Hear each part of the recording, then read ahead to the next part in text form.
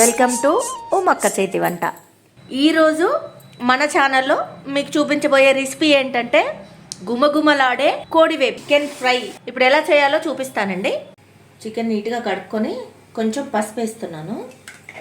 అల్లం వెల్లుల్లి పేస్ట్ కొంచెమే, ఒక్క పావు ఆయిల్,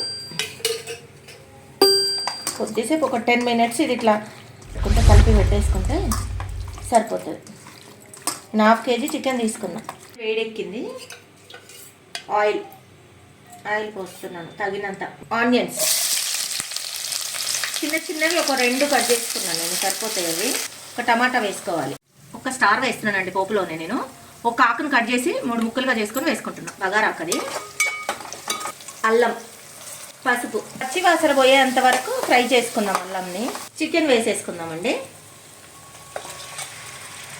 ముక్కు పట్టేలాగా కొంచెం సాల్ట్ వేసుకోవాలండి. ఒకసారి కలుపుకుందామండి కర్రీని. చూడండి వాటర్ వచ్చాయి కదా. ఫ్రై అంటున్నారు, ఇన్ని వాటర్ ఉన్నాయి ఏంటి అనుకుంటున్నారా? చికెన్లో ఊరిన వాటర్ అన్నట్టువి. ఉడకబెట్టేద్దాం. వాటర్ మొత్తం పోయినాయి. ఆయిల్ చూడండి, ఆయిల్ అట్లా పైకి వచ్చేసింది కదా. అప్పుడు మనం పచ్చిమిర్చి వేద్దాం. కారం చూడండి. ఇప్పుడు మనము ఇలా కలుపుకుందాం. ధనియాలండి ఒక 3 spoons అట్లా పోసుకోవాలి. ధనియాలు. పచ్చి మసాలా రెడీ చేద్దాం ఇప్పుడు మనం. చెక్క, చిటికెడు సాజీరా, 5 లవంగ ముగ్గలు, కొంచెం జాజికాయ, 2 ఇలాచి. ఇది వేసి మిక్సీకి వేసుకుందాం. ఆల్రెడీ ఇది ప్రిపేర్ చేసుకున్న మసాలా అండి. మనం ఇందాక ప్రిపేర్ చేసుకున్నాం కదా.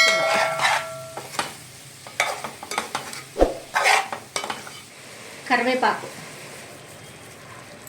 గుప్పడి కొత్తిమీర వేస్తున్నానండి. రెడీ అయిపోయింది చికెన్. ఇంకా ఆనియన్ నిమ్ము పెట్టుకొని తింటే ఉంటుంది నా సామి రంగా. స్పైసీ చికెన్ అండి. Chicken fry.